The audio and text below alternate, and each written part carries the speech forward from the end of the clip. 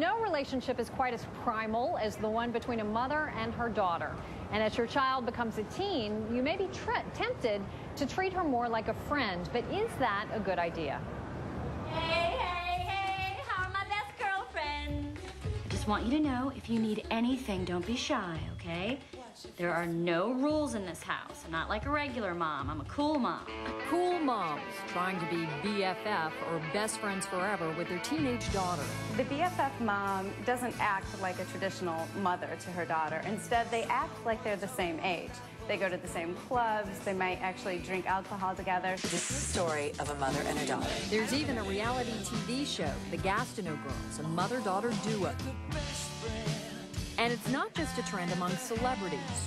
So as more and more teen girls see, oh, Lindsay Lohan spends all her free time hanging out with her mom, I guess that's cool, then that becomes something that everyone in middle America is doing too. I would consider my mom one of my best friends, absolutely. It's different than a friend my own age, but she's great. I can confide in her, I can tell her anything. But is it healthy for mom and daughter? I wouldn't think that to be a healthy relationship because it's hard to be a disciplinarian and be a best friend at the same time. Hey, you guys, happy hour is from 4 to 6.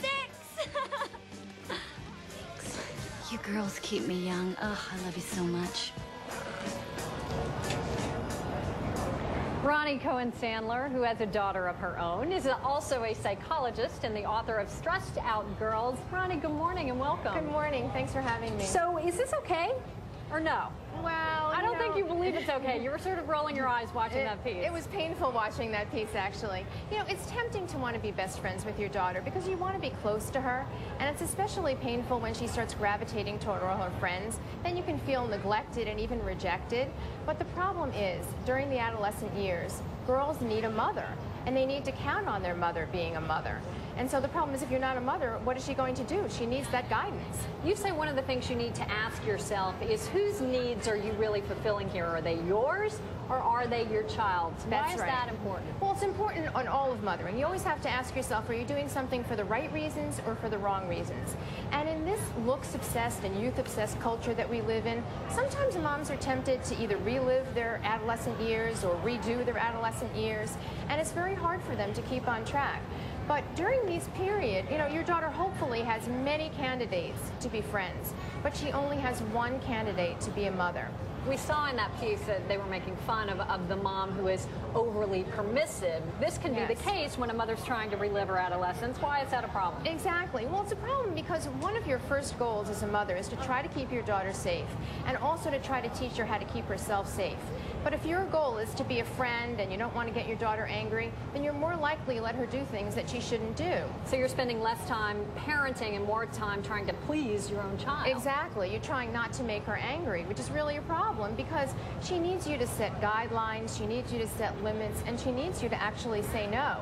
And a lot of time girls want to rely on their mothers doing that when they feel uncomfortable about something. So talk to us about some activities you can do with your daughter if you're a mom, or vice versa, the things you can do together to build the right kind, the proper healthy relationship. Right. Well, that's the good news, that there are many things that you can do together and enjoy each other's company without blurring those boundaries. And they don't have to be going to the mall shopping. You know, you can take walks or hikes together, you can read books together, you can watch movies together. One of the nicest things you can do is actually make a regular date to watch a TV show that your daughter likes, a teen-oriented show.